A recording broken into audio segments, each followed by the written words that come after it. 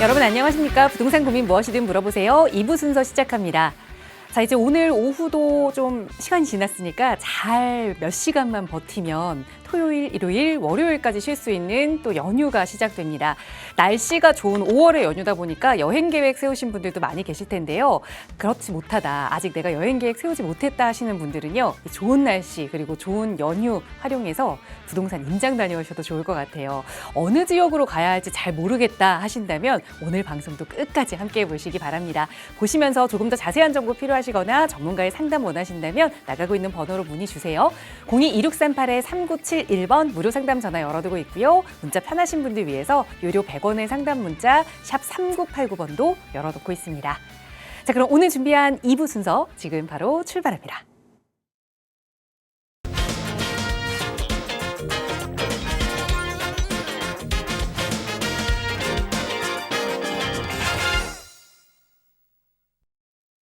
네, 기분 좋은 금요일 2부 이 시간 함께해 주실 전문가 먼저 소개해 드리겠습니다. 주식회사 젠트롱 부동산 연구소 홍정기 대표 자리해 주셨어요. 대표님 어서 오세요. 네, 반갑습니다. 자, 5월의 마지막 주 연휴이죠. 자, 부처님 오신 날 연휴가 있는데요. 자, 이럴 때 말씀 주신 것처럼 부동산 임장도 한번 다녀보시고 또 부동산 세미나도 한번 관심 가져보시고 알차게 도움되는 부동산 정보, 저희 부동산 고민 무엇이든 물어보세요. 끝까지 시청해 주시면 알차고 도움되는 정보 많이 얻어가실 수 있을 것 같습니다.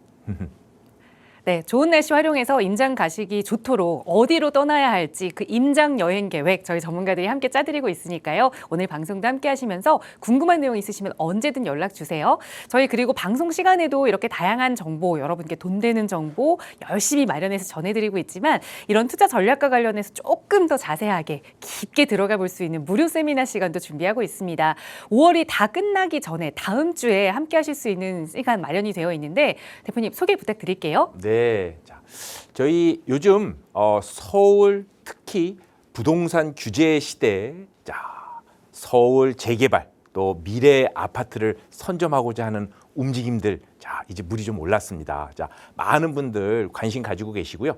그러한 주제들 중심으로 저희 세미나에서 다루고 있습니다. 특히 지금 현재 외생 변수로는 전쟁이 좀 마무리되고 있는 국면에 있고 특히 지방선거 이후에 지금 7월에 다가올 세제 개편 그리고 선거 이후에 부동산 방향의 흐름 또 투자 전략 이런 내용 중심으로 저희 세미나에서 다루고 있으니까 많은 관심 참여 부탁드리겠습니다.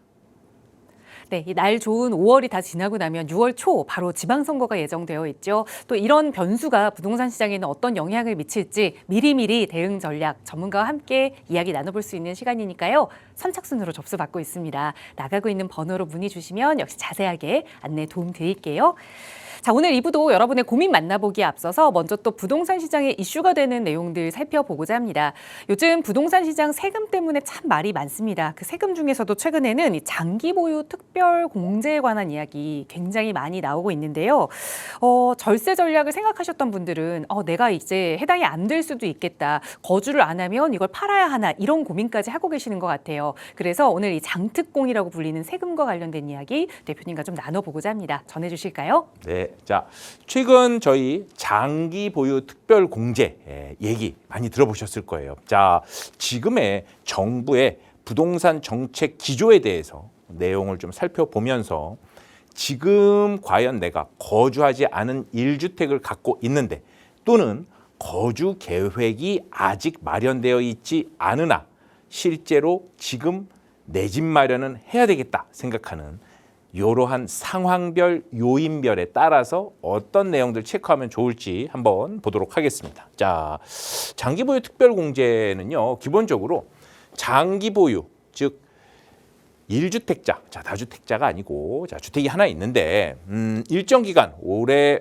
보유를 했어요. 자, 그리고 요거를 양도, 자 매도할 때 양도 차익이 되는 과표 표준 금액에서 양도세를 절감해 주는 이런 제도입니다. 자, 그 내용을 보자면 사실 의도는 우리가 이런 생각을 해보자고요. 자, 기본적으로 중급지에 있는 아파트를 하나 보유를 하고 있는데 자, 그 다음에 상급지로 갈아타려고 해요.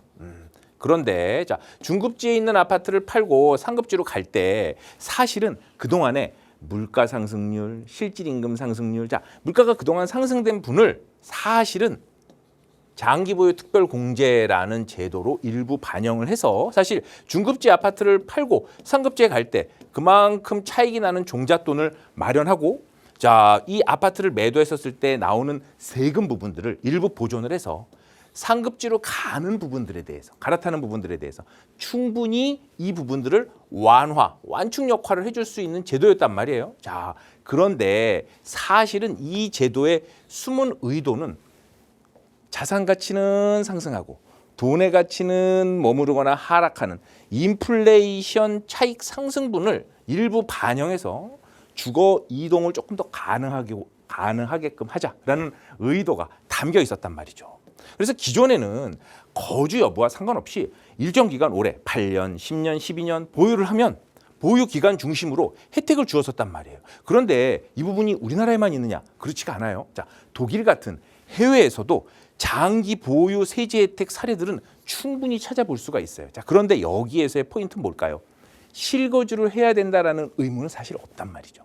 일정 기간 보유를 했을 때 사실 그 다음 급지로 갈아탈 때 또는 거주를 이동하고자 하는 내가 사는 곳을 이동하고자 하는 자, 이런 부분들에 대한 충분히 스페이스를 마련한다라는 의미가 있다는 거죠. 바꿔서 얘기를 하면 사실 거주하지 않는데 1주택 쉽게 설명을 하면 실제로 직장은 평택 또 용인 또 안산 자, 지방에 있는 산업 거점 도시들에서 일을 하지만 주택은 내가 서울에서 보유를 할 수 있는 거죠. 그리고 또는 실제로 직장뿐만이 아니라 자녀 교육 문제로 인해서 그렇죠? 실제로 내가 거주하고 있는 부분과 보유하고 있는 집의 지역이 다른 경우들이 많이 있어요. 자, 그런 경우에서 실거주 여부와 상관없이 기존에는 보유기간 중심으로 혜택을 줬었단 말이죠. 그런데 이것을 어떻게 해요? 이제는 실거주 중심으로 개편하겠다. 자, 이런 부분, 투기 부분을 방조하지 말고 투기 목적의 투자를 잡겠다. 이런 의도인데 사실은 그렇지 않은 경우가 많단 말이죠. 자, 이런 영향이 오게 되면 실거주, 즉 자, 12억 초과분의 아파트를 내가 사야 돼. 자, 그럴 때는 어떻게 할까요? 자, 실거주 형태로만 사야 되겠다. 왜? 나중에 양도할 때 양도세를 많이 부담해야 되는 지금 공제 혜택제 이 장특공이 지금 많이 변화가 있을 것 같으니까 이런 형태로 자, 임대 매물, 임대 물건 내가 거주하지 않아도 내가 사게 되면 그 물건들을 임대로 내놓게 되잖아요. 그 임대 부분들이 줄어들 수밖에 없는 전세 월세의 공급 감소가 우려된다라는 부분들을 우리가 체크해 볼 수가 있을 것 같고요.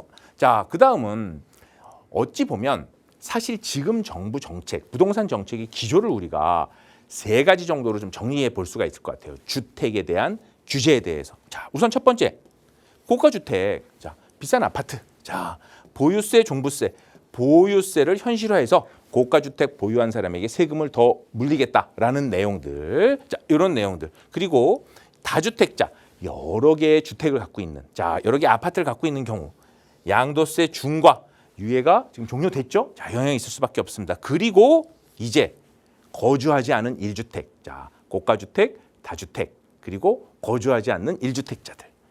장특공 제도 개편이 논의되고 있습니다. 사실 이런 데를 얘기를 하면서 최근 언급이 되지 않고 있는 부분들이 뭘까요?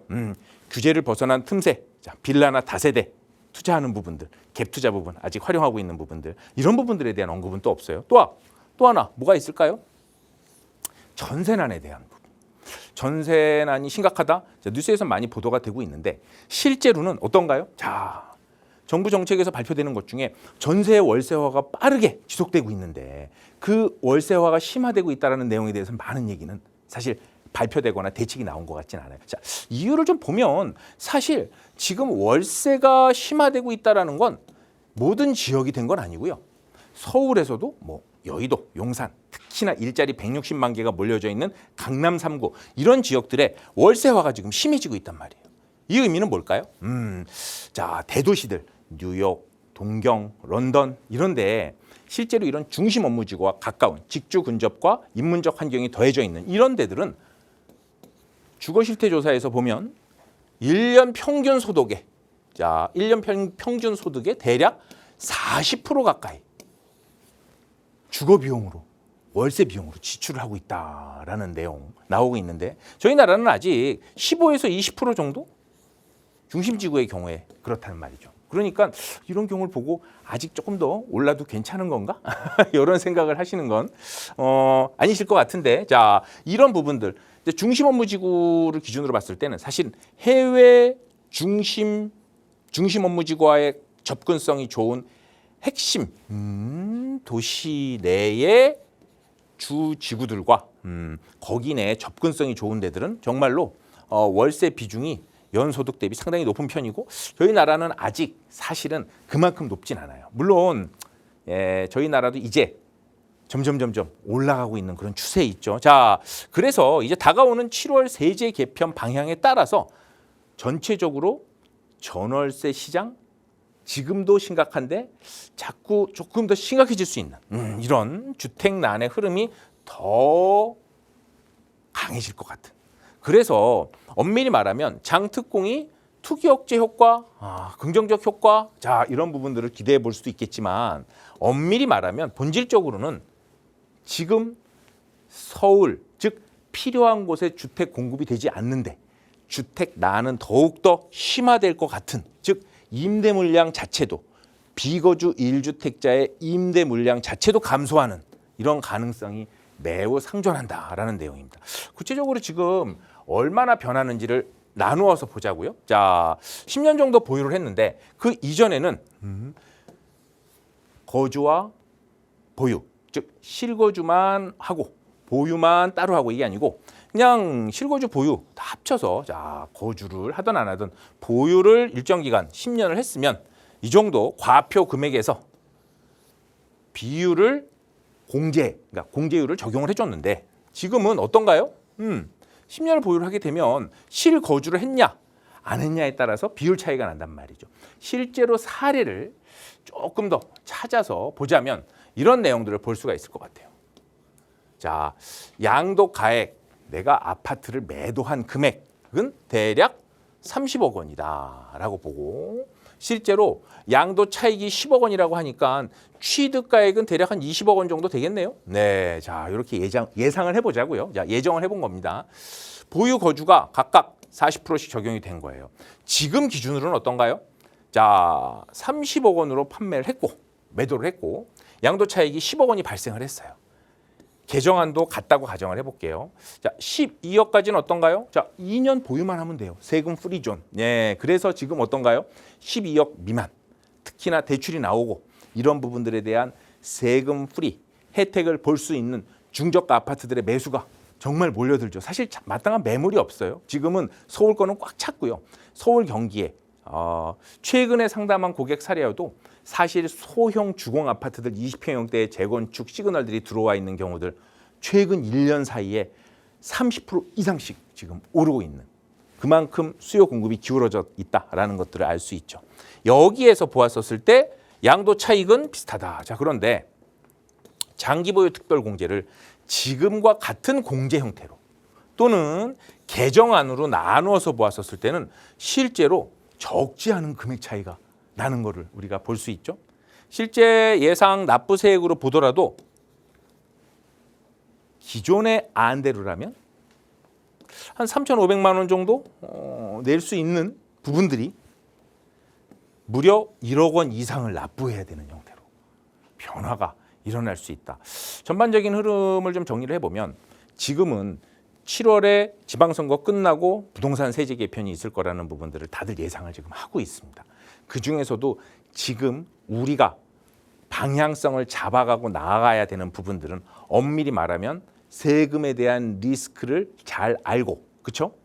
고가주택, 다주택이 아닌 실제로 내가 거주하지 않는 1주택인 경우에도 금액대별로 어떤 스탠스를 취해야 되는지, 그렇죠? 그리고 이런 부분들에 대해서 결론적으로는 최근 뉴스에도 나왔단 말이에요. 자, 부동산, 즉 주식으로 3억 이상의 수익을 보았었을 때 일부 대출이나 플러스를 해서 약 7억 선의 아파트를 매수하겠다라는 부분들에 대한 조사도 최근 뉴스에 한번 제가 본 것 같아요. 자, 이런 내용들, 인플레이션을 해칭하면서도 규제를 피할 수 있는 이런 내용들이 바로 그 다음 섹터로 지금은 서울 재개발 또 규제를 피한 비아파트의 흐름으로 계속 전이가 되고 있다. 이런 내용까지 저희 시청자분들이 체크해 보면 좋을 것 같습니다. 네, 6월 초 지방선거가 끝나고 이 세제 개편이 정말 진행이 될지 만약에 그런다면 저희 방송에서도 또 빠르게 그 내용 전해드릴 테니까요. 그보다 한 발 앞서서 전문가와 함께 내가 가지고 있는 자산 어떻게 지킬 수 있을지 조금 더 불릴 수 있을지 이야기 나눠보고 싶으시다면 나가고 있는 무료 상담 전화 이용하세요. 서울 지역번호 02-2638-3971번으로도 함께할 거고요.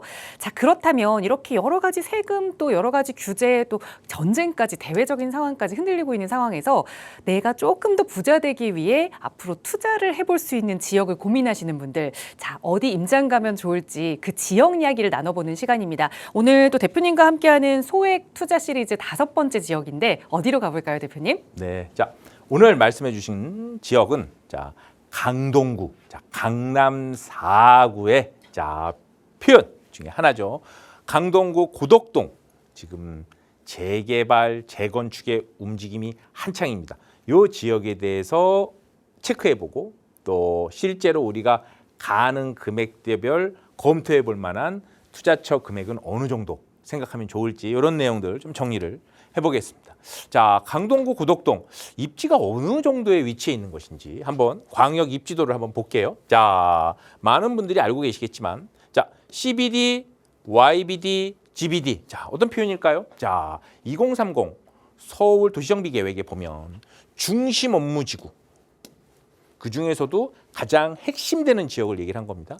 근데 약간 이제 이 콩글리시 같은 느낌인 게 요 을지로 광화문은 CBD 센터 비즈니스 디스트릭트, Y도는 YBD 여의도 비즈니스 디스트릭트, GBD는 강남 비즈니스 디스트릭트 이렇게 서울시 홈페이지에 나와 있더라고요. 그래서 이렇게 지금 정리를 해놓은 거니까 우리가 이해를 하고 자, 그 중에서도 가장 일자리가 160여만 개가 모여져 있는 곳 바로 강남 3구 접근성이 좋은 강동구. 자, 오늘은 이 강동구 중에서도 바로 현재 9호선 개통 소식이 이제 28년 거의 갇혀와 있습니다. 현장에 가보면 한참 공사를 하고 있죠. 그리고 이미 이 고덕역을 중심으로 한 좌측 하단 자, 12,000여 세대의 주거정비 사업 늘 말씀드리지만 지금보다는 앞으로의 변화, 미래에 대한 기대감이 있는 곳이 시세 차익이 많을 수밖에 없습니다. 바로 이런 느낌. 그리고 바로 고덕 비즈밸리라고 그래서 강동구 고덕에서 그동안도 물론 좋았지만 이제 더 좋아질 수밖에 없는 모멘텀, 즉 직주 근접, 직장과 지금 살고 있는 주거가 가까워지는, 즉 직장 일자리가 늘어나는 효과까지 이렇게 세 가지의 삼박자를 맞추고 있는데 거기에서 노후도는 30년, 20년 기준. 자, 노후도 기본 노후도가 무려 80%가 넘고 이미 주거정비 사업을 실행하고 구체적으로 실행하고 있는 단계의 움직임이 쭉쭉쭉쭉 진행되고 있는 바로 그런 구역 내에 어떠한 부분들을 우리가 체크하면 좋을지를 오늘 말씀드리려고 하는 거죠. 자, 이렇게 세 가지 포인트를 중심으로 보면서 자, 실제로 9호선 의미 어떤 걸까요? 자, 현재 아파트 시세들 어떤 형태로 지금 가격의 스키마가 짜져 있을까요? 자, 지금은 강남 접근성, 서울 중심 업무 지구와의 접근성으로 자, 아파트 가격의 스키마가 점점 짜져 있습니다. 자, 어떤 의미일까요? 살기 좋은 아파트가 반드시 가격대가 높지 않다는 사실. 하지만 서울 중심 업무 지구와의 접근성이 얼마나 가깝고 교통 환경 접근성이 좋은 곳으로 아파트 가격의 스키마가 짜져 있는 이런 부분들에 대한 내용들을 계속 말씀드리고 있습니다. 자, 그렇다면 9호선이 어딘가요? 바로 이 중에서도 샘터공원역. 자, 급행으로 강남으로 바로 들어갈 수 있는 강남 접근성이 좋아지고 이 9호선은 이미 남양주까지도 확장이 되고 있는 거죠. 자, 강남에서부터 남양주까지 확장이 되고 있는 9호선에 어찌 보면 이제는 서울의 끝자락이 아니라 서울의 가운데로 쉬프팅이 될 수 있는 이런 형태들 우리가 체크해 볼 수 있다라는 거죠. 그리고 이미 요거는 몇 가지 체크해 볼 수 있는 것들인데 충분히 고덕은 지금도 괜찮지만 교통망에 수혜가 될 수 있는 그리고 GTX D 노선 얘기도 있어요. 지금 강동, 고덕, 강동구 쪽에 지금 들어온다라는 얘기고 명문 학군, 자 학군 쪽이 상당히 좋죠. 이런 데가 자 한영외고를 비롯해서 현재 유치원부터 초중학교, 자 학원가와 교육 인프라가 잘 되어 있는 이런 내용들은 이걸 또 한번 체크해 보면 좋을 것 같아요. 왜 이런 얘기들이 중요하다고 얘기를 하냐? 여기 보시는 것처럼 비즈밸리가 있고 뒤에도 이 아래쪽이 어떻게 돼 있어요? 자 아파트가 있잖아요. 아파트가. 자 근데 고덕이 왜 아파트 가격이 위치는 서울의 동쪽 끝인데 왜 이렇게 비쌀까요? 자 여기는 아파트가 군데군데 들어선 게 아니고 아파트의 본질, 균질성에 매우 본질에 가장 가까운 부분으로 아파트가 들어있다. 더 쉽게 얘기를 하면 사실 이곳은 택지로 공급이 된 곳이에요. 그러니까 군데군데 빌라들을 재개발을 해서 아파트를 개발한 곳이 아니고 처음부터 평평한 평지, 택지 개발을 공급해서 택지 공급 계획에 의거해서 대단지 아파트를 넣은 곳이란 말이죠. 자, 그렇기 때문에 균질성이 좋다? 어떤 의미로 이해를 하면 될까요? 자, 균질성이 좋다라는 건 쉽게 표현을 하면 이런 내용들을 좀 보시면 좋을 것 같아요. 우리 아이가 아파트에서 나왔어요. 학원을 가야 돼요. 자, 그런데 큰 길가를 넘어가고 가는 동안에 상가도 봐야 돼요. 그리고 옆에는 오락실도 있어요. 자, 이런 경우는 아파트 균질성이 좋은 게 아닙니다. 아파트 정문 출입구를 나와서 학원가를 갈 때까지 균질하게 이 단지 내에 아파트를 벗어나지 않을 수 있는 이런 형태가 아파트의 균질성이 좋다라고 볼 수 있죠. 왜? 아파트의 특징은 뭐예요? 모아져 있잖아요. 그리고 균질해야 돼요. 대단지 아파트가 인기 있는 이유가 바로 그것이죠. 그렇지 않다라면 뭐죠? 자, 빌라는 뭔가요? 빌라는 개별성, 생긴 모양이 다 다르니까 이런 부분 특징을 좀 말씀을 좀 드렸고 이미 생활 인프라나 자연환경 녹지까지 다 갖춰져 있기 때문에 아파트 시세에 반영이 되어 있다라는 부분들입니다. 자, 그러면 재개발, 재건축 현황이 어떤가요? 자, 재개발만 써놨는데 이미 보시는 것처럼 고덕역 9호선을 중심으로 자, 어떤가요? 자, 이미 재건축으로 낮은 저층 아파트를 고밀로 개발해서 고층 아파트로 개발한 자 고래힐이라든지 고덕 그라시움, 고덕 아르떼움 이런 데들, 아이파크라든지 이런 데들은 이미 저층 주공 아파트들을 어떤가요? 택지로 공급했던 고층 고밀로 1차 개발을 한 상태고 이제 두 번째 거대한 재건축의 흐름. 자, 조합 설립 진행이 되었던 삼익그린 2차, 명일 삼익, 또 주공 5단지 고덕 현대 이런 형태들. 이미 여러 차례 이전에 방송에서도 말씀을 드렸지만 실제로 이렇게 고덕역 하단에 단지 어디 하나만 1000세대 500세대만 볼 것이 아니라 모여져 있으니까 역세권이고 학군이 좋고 자연환경까지 갖춰져 있는데 이제 9호선이 들어오고 직주 근접까지 좋아지는 이런 상태, 이런 컨디션. 지금이 시세가 끝이 아니라 앞으로 충분히 모멘텀이 있기 때문에 더욱더 시세 차익과 분출을 할 수 있는 그러한 아파트 그룹군인데 바로 여기에서 이런 아파트를 들어가려면 어떤가요? 자, 규제도 심하죠. 시드머니도 많이 들어가요. 갭 투자도 지금 물론 5월 12일 날 일부 지금 실거주의 완화가 됐죠. 네, 그래서 28년 입주를 하지만 4개월 내 토호제 신고하고 할 수 있는 방법은 열렸습니다. 하지만 지금 궁극적으로는 아파트는 규제가 너무 심해요. 바로 이러한 장점들을 모두 갖추고 있는 같은 입지 내에 실제로 아파트가 되려는 정비 사업의 움직임에 대한 기본적인 입안 제한 조건을 갖추고 주민 동의율이 활발하게 일어나고 있는 바로 이런 곳들, 이런 것들이 우리가 관심을 가져야 된다라는 부분들입니다. 자, 조금 더 보면 이 위쪽으로 우리 보신 것처럼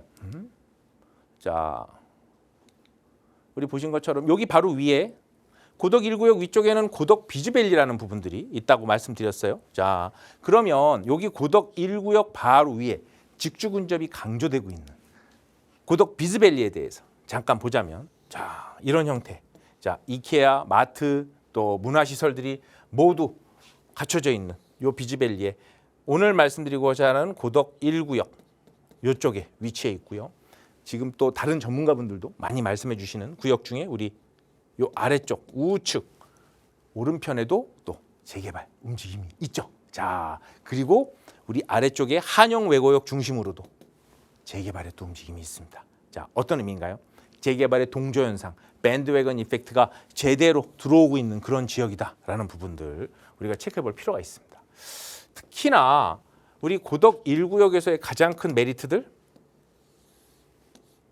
자, 어떤 부분들을 볼 수 있을까요? 자, 9호선 형태가 예정이나 이미 초기에 예타만 통과한 곳이 아니라 이제는 개통을 눈앞에 두고 있는 실질적인 강남 접근성이 확보된, 그리고 남양주나 외곽에 있는 실거주 하고 있는 외곽에 거주하는 분들도 이제는 고덕을 거쳐서 강남으로 진입할 수 있는 이런 형태들 우리가 체크해 볼 필요가 있겠습니다. 자, 더불어서 사실은 지금 GTX D 노선 얘기는 이미 뉴스에서는 강동, 고덕, 자, 강동구 쪽에 조금 더 확장성이 있는 광역교통철도가 들어온다라는 부분들 정도로 이해하시면 될 것 같고요.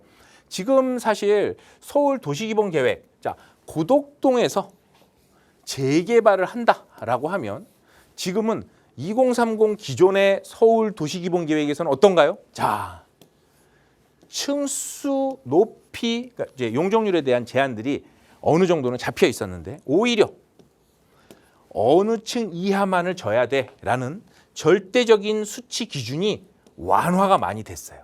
자, 우리가 이런 걸 보면 뭘 느낄 수 있느냐? 두 가지를 봐야 되죠. 지금은 어떻다? 서울은 서울의 핵심지, 서울에 살만한 곳, 서울에 필요한 곳에 가장 필요한 상품, 아파트를 공급해야 되는데 공급과 수요가 터무니없이 기울어져 있단 말이에요. 자, 그렇다면 재개발, 재건축, 정비 사업을 진행하고자 하는 데 있어서 법안 위반 제한, 그러니까 법안 위반을 할 수 있는 최소한의 제한 요건, 즉 노후도를 낮춰주는 부분들, 그렇죠? 그리고 용적률에 대한 인센티브에 대해서도 상한선을 두지 않고 절대적인 수치 기준을 삭제해서 유연하게 대처하려고 그러는 이러한 움직임. 자, 궁극적으로 우리가 나아가야 되는 큰 틀에 대한 방향, 그리고 규제를 피하는 지금의 움직임에 서울 재개발이 그만큼 물이 들어왔다.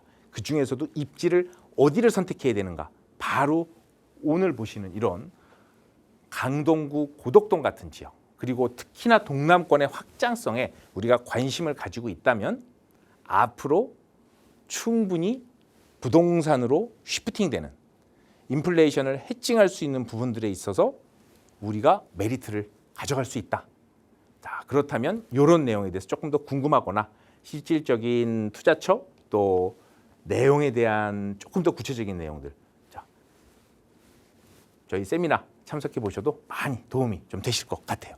자, 내용을 좀 보자면, 그래서 실제로 고덕동 아파트 어느 정도나 시세가 되는데 라는 내용들이에요. 자, 보시자고요. 지금 보면 이미 30평형대가 20억 중반을 훨씬 웃돌고 있어요. 어디가? 고덕역 중심으로. 이쪽이 아무래도 고덕동에서는 1급지, 자, 상급지가 될 것이고요.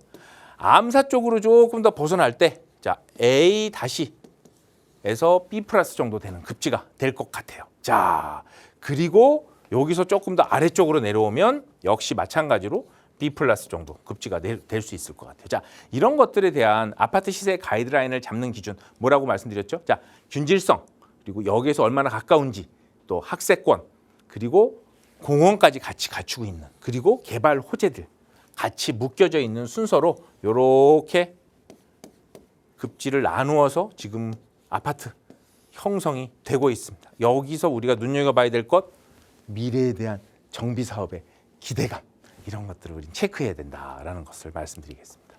자, 지금까지 강동구 고덕동, 특히나 강동구 고덕역을 중심으로 우리가 관심 가지고 눈여겨봐야 되는 몇 가지 포인트들을 짚어봤고, 그 중에서도 자, 그 다음 오늘 구체적으로 볼 만한 재개발 구역 중에 특히나 자기 자본은 적게 들어가고 어느 정도 주민 동의율의 가능성이 있으면서, 그리고 말씀드리지만 비핵심지 또는 외곽지에 아파트가 하나 있더라도 지금은 늦지 않았어요. 핵심지로 진입할 수 있는 전략, 이런 부분들을 우리가 놓치지 말아야 되겠다라는 것이에요. 자, 내용으로 보자면 아까 지도가 조금 더 확대가 됐는데 이 아래를 보시면 알겠네요. 자, 고덕 여기 있고요.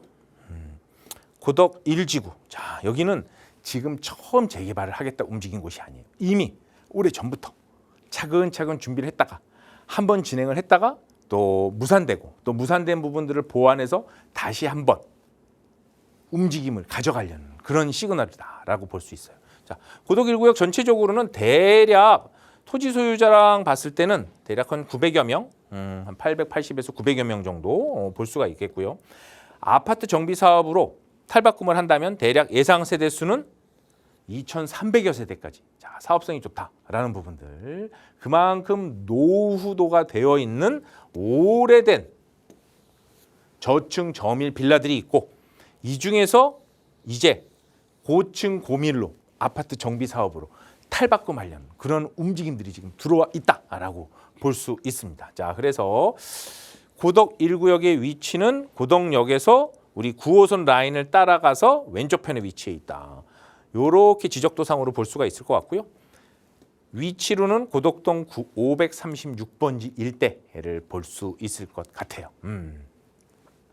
지금까지 그렇다면 고덕 1구역의 재개발 추진 경과는 어떻게 진행이 돼 있을까요?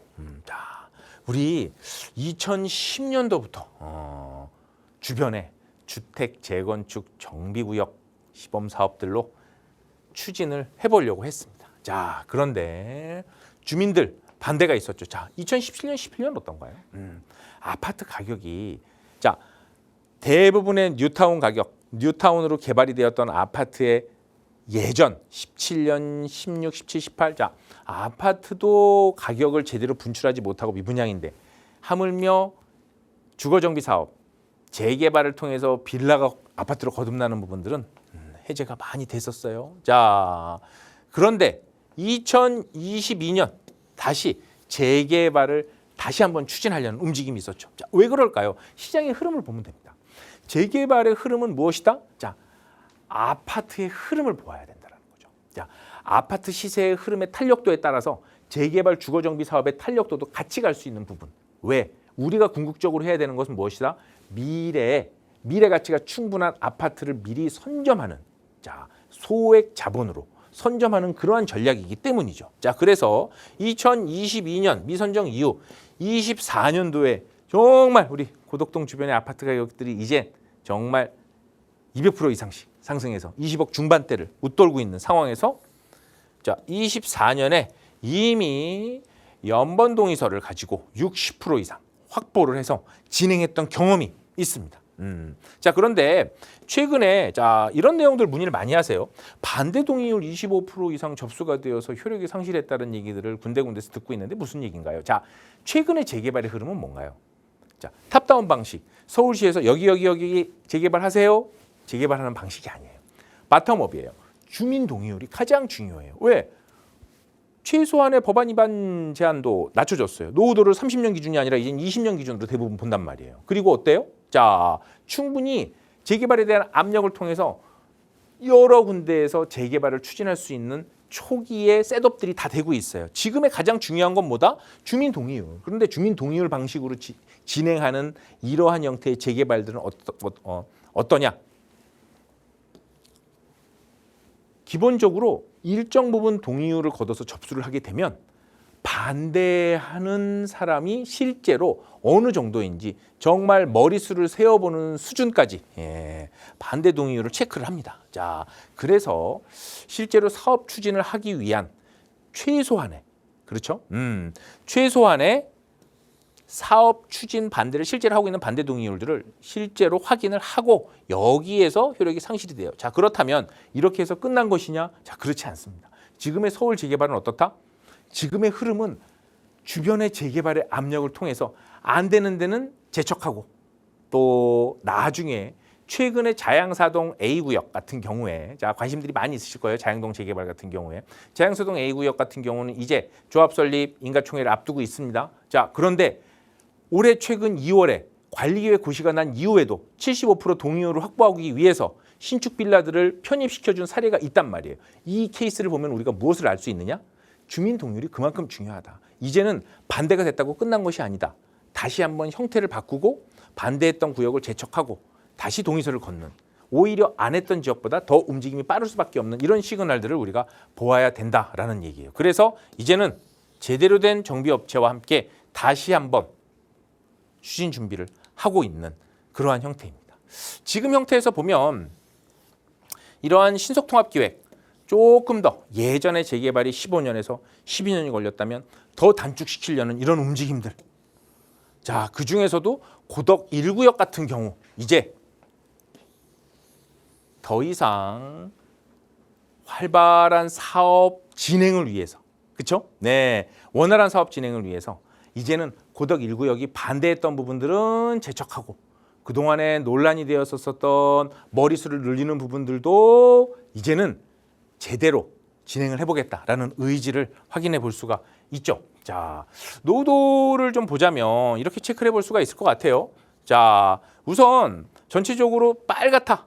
자, 빨간 기준이 어떤가요? 자, 우리 뭐 기본적으로 보니까 빨간 데다가 노후 연령도가 자 20년 기준으로 보았었을 때, 자, 우리가 노후도를 볼 때 기본적으로 빨간색이 어떤가요? 노후도 요건을 충족한 거고, 파란색은 그래도 준신축 빌라라고 볼 수가 있죠. 자, 그 중에서 기존 주택 수가 대략 한 800여 세대가 조금 넘는 걸로 그렸고, 노후도는 이런 기준으로 봤을 때는 무려 88%가 나온 거예요. 예, 나왔고, 실제로 현재 상황에서 보았을 때는 신속통합 기획 요건까지 검토를 해보았을 때 일부 반대하는 구역을 제외하면 한번 추진해 볼 수 있겠다라는 부분들, 가능성. 자, 지금은 가능성, 좋은 입지에서 가능성이 분명한 곳에 실제로 더 강력한 상승 모멘텀이 들어오는 곳이다라고 우리가 볼 수가 있겠습니다. 자, 이런 부분들 시그널을 봤을 때 이렇게 구역 내에 쏙 들어와 있는데 실제로 내 자기 자본은 적게 들어가는, 그렇죠? 아무래도 이런 데는 실제로 매물로 보자면 대략 한 5억 선 중반대, 대략 실제 사용 면적은 한 10평에서 12평 정도 되는 가장 재개발에서 투자를 많이 하는 투룸, 그리고 전세는 대략 한 2억 중반선. 아무래도 지금은 역하고의 거리가 좀 많이 있기 때문에 전세를 많이 받을 수 있는 구조는 아닌 것 같아요. 자, 그리고 그렇게 되면 실제 투자금을 한 2억 중반선에서 맞춰볼 수 있는, 그래서 가급적이면 어떻게 하는 게 좋다? 매가가 좀 낮고 전세 가격은 시세가 형성돼 있으니까 자기 자본이 적게 들어가려면 조금 더 발품과 임장을 통해서 매매 가격이 5억 초반, 5억 이하까지 검토를 해서 실제로 세제 혜택을 보면서 2억 초반으로 투자를 할 수 있는 그러한 물건들을 찾아보시면 좋겠고, 그러한 투자처에 대한 부분들도 궁금하신 분들은 안내되는 연락처로 문의를 주시면 좋을 것 같습니다. 네. 네, 9호선과 GTX라는 대형 교통 호재를 안고 있으면서 주변의 아파트 시세도 점차 많이 올라서 나중에 내 아파트의 가격까지 좀 가늠해 볼 수 있는 지역, 강동구 고덕 이야기를 좀 전해드렸는데요. 이 지역에 대해서 조금 더 자세한 정보 필요하시거나 이 지역뿐만 아니라 내가 가지고 있는 자금에 맞춰서 또 여러 가지 재개발 투자 전략 세워보고 싶으신 분들은 홍정기 대표와 함께하는 무료 세미나 시간 준비되어 있습니다. 다음 주 목요일 5월 28일에 함께 이야기 나눠볼 수 있는 시간이니까요. 참여 나가고 있는 번호로 문의 주시면 참여 안내 자세히 도움 드리도록 할게요. 자, 오래 기다리셨는데요. 또 남은 시간 통해서 우리 시청자분 고민 해결하는 시간 이어가 보겠습니다. 2부 첫 번째 시청자분 전화 바로 연결해 보죠. 여보세요. 여보세요? 안녕하세요. 반갑습니다. 네, 안녕하세요. 네, 시청자님 오늘 어떤 고민 이야기 나눠볼까요? 네, 고덕동 재개발에 이제 관심이 많은데요. 네. 이제 사실 고덕동 재건축에 관심이 많았는데 이제 재건축 투자하려니까 너무 가격이 많이 올랐더라고요. 네. 그래가지고 이제 재개발 쪽으로 눈을 돌렸는데 이제 아무래도 서울 재개발 중에서도 조금 이제 비교적 가격적인 메리트가 있는 고덕동 재개발에 관심이 많은데 네. 이제 앞으로 비전이 어떤지 전문가님한테 한번 여쭤보고 싶어서 연락드렸습니다. 알겠습니다. 원래도 좀 고덕동에 관심 갖고 계셨는데 주셨는데 저희 방송 보다 연락 주신 것 같아요. 바로 대표님과 자세한 이야기 나눠보죠. 인사부터 나눠보세요. 네. 네, 반갑습니다. 네, 안녕하세요. 네, 자, 우리 고덕동 관심이 많이 있으셨다고 하시니까 자, 몇 가지 제가 조금 체크를 하면서 말씀을 좀 드려볼게요. 자, 우리 사실 지금 최근에 서울 재개발에 관심이 있다라 그러면 요즘 이런 매물들을 투자처를 알아보는 분들 공통점이 있습니다. 정보가 최근에는 유통되는 양이 많아요. 그렇죠? 자, 네. 지금 저희 같은 방송도 보고 또 유튜브 채널도 많고 블로그도 많고 요즘엔 SNS도 많습니다. 그런데 이 유통하는 속도의 양이 많고 그 속도가 양도 많은데 또 빨라요. 그러면 어떤 공통점이 있느냐? 지금 시청자님이 질문해 주신 것 지금 상급지 위주로 보게 되는 이런 공통점들이 있단 말이에요. 즉 투자금이 적더라도 내가 가급적이면 핵심지 상급지 즉 아파트 시세가 강한 그룹 내에 점을 찍어야 되겠다. 이러한 움직임들이 좀 강하거든요. 우리 시청자님도 그런 지역들만 주로 보고 계신 게 아닐까요? 네. 네. 네. 자, 그런 지역에서 보셨었을 때 사실은 실제로 투자금은 어느 정도 지금 시청자님 생각하고 계세요? 한 2억에서 3억 정도? 네. 자, 2억에서 3억 선. 자, 2억대 투자. 전세를 안고 실거주 유연성을 확보하는 이런 투자들을 관심을 많이 갖고 계신데 실제로 서울의 중심 핵심지에서 3억 이하로 전세를 안고 투자할 수 있는 곳이 점점 줄어들고 있어요. 시중에 정말 유동성이 풍부한데 정말 지금은 재개발 빌라에 대한 관심들이 많이 높아져서 가격대들이 정말 많이 높아졌거든요. 그런 곳들 중에 말씀하신 이런 고덕동 지역 중에 재개발의 실질적 움직임이 있는 곳이 2억대 중반 정도로 지금 가능하다라는 부분들, 예, 그런 데들 보시면 좋을 것 같고 지도상에서 보셨을 땐 이미 여기 이제 지도에서 딱 보잔 말이죠. 말씀드린 것처럼 이렇게 우리 9호선 라인을 보고 이렇게 5호선 라인을 보았었을 때 바로 아마 재건축을 보셨다면 요 아래쪽 이렇게 진행되고 있는 이런 명일 신동아, 고덕 현대, 명일 이동 우성 특히나 이런 삼익그린 이런 데들을 보셨을 것 같아요. 재건축은 주로 이쪽을 보셨던 게 맞으시죠? 네. 네, 자 여기가 작년 또 재작년 특히나 작년과 올해 초 정말 많이 올랐습니다. 예, 여러 차례 방송에서도 검토해 보셨으면 좋겠다 추천 말씀을 드렸는데 정말 많이 가격대가 올랐고 다 오른 이유가 있죠. 주변에 보면 오른편은 공원이고, 그렇죠? 예, 공원이고 공원들에 둘러싸여 있는데 명문 학군까지 되어 있고 이제는 9호선 그리고 모두가 다 어떻게 돼 있어요? 빌라와 아파트가 섞여 있지 않아요. 그냥 아파트들이 다 모여져 있단 말이에요. 이런 형태들이 실제로 시세 차익을 제대로 낼 수 있는 시세 가이드라인의 스키마를 제대로 짜는 곳이다. 바로 근데 여기에서 오늘 말씀드리려고 그랬던 이런 구역, 이렇게 제가 빨간색으로 여기 표시하는 바로 요 구역이 전부 다 아파트 단지인데 여기만 딱 재개발의 압력이 있는 주거정비 사업에 저층 저밀 노후도가 있는 곳이란 말이에요. 이런 데가 실제로 매매가가 대략 5억 뭐 초반 정도면 더 좋을 것 같고요. 자, 전세는 2억 중후반 투룸 기준으로 그리고 실제로 나의 실제 투자금 제일 중요하죠. 자기 자본 2억대 중반에서 한번 찾아보는 이러한 노력. 자, 실제로 세미나도 다녀보시고 임장도 가서 보시고 또 이런 지역 구석을 해서 보시면 사실은 어느 정도 군데군데 신축으로 뭔가 빌라를 짓는 움직임들도 있지만 기본적인 노후도가 있고 여기 구역의 특징이 뭘까요? 잘 짜져 있어요. 바둑판처럼. 그러니까 꾸불꾸불하게 길이 아니고 바둑판처럼, 그러니까 바둑판처럼이라는 얘기가 도로의 접도율이 좋게 잘 배열이 되어 있는 그런 평지로 되어 있어요. 어떤 의미일까요? 재개발이 되었을 때 충분히 그 이후의 미래 가치를 많이 기대해 볼 수 있는 그런 지역이다라는 부분들이고 실제로 이후에도 제가 고덕 1구역 같은 이런 재개발들을 체크해 보면 좋겠다라고 말씀드리는 것 중에는 우선은 이런 재개발들을 보았을 때 시청자님 말씀해 주신 것처럼 포트폴리오를 제대로 짜는 게 되게 중요해요. 내 금액대에서 가장 좋은, 가장 최적의 투자처를 찾는 것이지 좋은 투자처들은 많이 있어요. 금액이 커지면 스펙트럼이 넓어진단 말이에요. 자, 그런 의미에서 보았을 때 바로 2억 20대 중반에서 서울 핵심권에 진입할 수 있는, 그리고 주거정비 사업의 거대한 움직임의 가운데에 들어와 있는 이런 부분들 관심 좀 가져보시면 정말 좋을 것 같고, 이런 방향성이 맞으니까 조금 더 구체적인 내용 궁금하신 부분들은 또 저희 세미나 한번 오셔도 좋을 것 같아요. 이렇게 좀 정리해 볼게요, 시청자님. 아, 네, 감사합니다. 네. 네, 고덕동의 미래 가치는 밝다라는 말씀으로 정리할 수 있을 것 같아요. 한 2억 중반대의 투자 금액으로 좀 물건을 찾으면 좋겠다 조언까지 드렸으니까 어려운 점 생기시면 언제든 연락 주시고요. 이번에는 문자 주신 사연도 고덕동과 관련된 내용이 있어서 하나 좀 살펴볼게요. 뒷번호 5107 쓰시는 시청자분 보내주신 사연인데요. 고덕동 좌측 상단 재개발 지역이 있는데 과거 신속 통합 기획을 추진하려고 진행할 때부터 눈여겨보고 있었습니다. 그런데 주민들의 반대로 사업이 취소가 되었다고 하더라고요. 재진행이 가능할까요? 만약 사업 진행이 가능하다면 현 시점에 투자해서 들어가도 괜찮을지, 아니면 서울 외곽에 아파트를 투자하는 건 어떨까요? 라는 질문을 주셨어요. 아파트 고민까지 하시는 거 보니까 실거주도 생각하시는 것 같은데 어떻게 하면 좋을까요, 대표님? 네.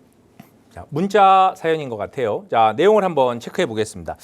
우선 우리 고덕동 재개발 쪽, 자, 고덕이라는 동네가 계속 말씀드렸지만 택지를 공급해서 주변이 거의 다 아파트로 구성이 돼 있단 말이에요. 그렇죠? 네. 그리고 대장 시세를 내는 아파트들이 많이 있고, 실제 가서 임장을 가서 보시면 주변이 다 아파트가 균질하게 되어 있어요.